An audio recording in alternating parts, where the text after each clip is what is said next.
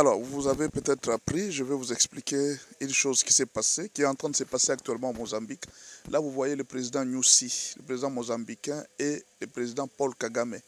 Ils sont là. Il y a un problème très sérieux. Le président Nyusi vient de quitter son pays pour aller en exil. On ne sait pas s'il reviendra encore. Il a pris l'hélicoptère à partir du palais présidentiel et il s'est dirigé dans une direction inconnue. Alors, qu'est-ce qui s'est passé? Les soldats rwandais ont été dépêchés par l'Union européenne pour garder un gisement gazier qui est au nord du Mozambique. Ce gisement a une valeur de 88 milliards de dollars. Alors l'Union européenne a signé avec le Rwanda parce que les Rwandais, il faut reconnaître qu'ils ont des soldats qui sont très disciplinés. Leurs soldats sont très disciplinés. Quand ils sont arrivés au début, ils avaient vraiment réussi à mettre la discipline contre les forces djihadistes qui chassaient l'ennemi, qui voulaient occuper leurs richesses. Alors au départ, tout s'est passé bien au Mozambique. En tout cas, il y a eu une paix. Les Rwandais ont maîtrisé la situation. Maintenant, il se peut que quand Kagame a découvert qu'il y avait en dehors de gisements gaziers, il y avait encore d'autres minéraux terribles. Alors c'est ainsi qu'il a appelé les entreprises rwandaises à venir commencer aussi à investir au Mozambique et à commencer à piller les richesses de Mozambique. C'est ainsi que la population a remarqué ça.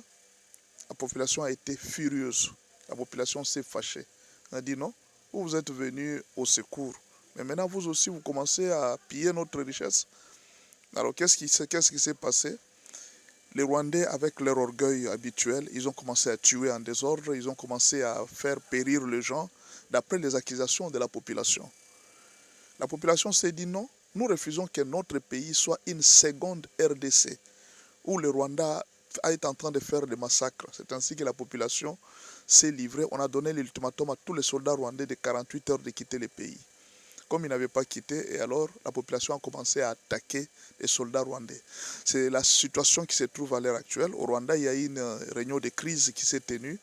Le Mozambique, la SADC, tous ils sont en train d'observer. Je ne sais pas ce qui va se passer dans les jours qui viennent, mais ce qu'il faut dire quand même, c'est que la vie ne se gagne pas par le vol ou par la tricherie.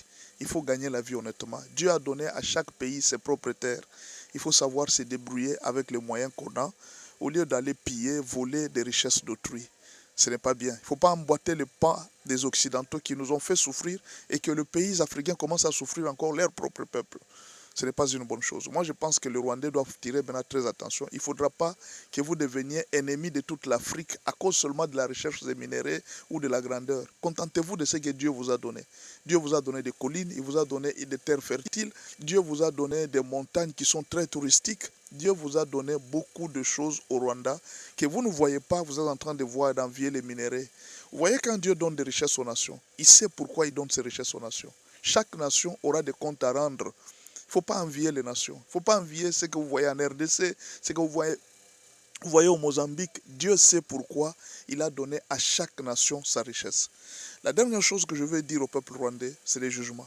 Plus vous faites couler le sang, plus vous êtes en train d'amener la malédiction pour plusieurs générations dans votre pays. Vos descendants seront obligés d'aller demander pardon aux nations qui ont souffert à cause de vous. Aujourd'hui, les autres sont en train de laisser à leurs générations une bénédiction. Mais là, vous êtes en train de laisser les cris des gens, les douleurs des gens atroces. Ça sera encore une très grande malédiction pour des générations à venir du Rwanda. Nous vous supplions, cher peuple rwandais, de tirer une sonnette d'alarme à votre président. Vous allez souffrir dans les jours qui viennent. On ne joue pas avec le sang. Les sangs innocents crient vengeance jusqu'en dernière minute. Le président Kagame va partir. Mais vous resterez en train de souffrir à cause du sang innocent.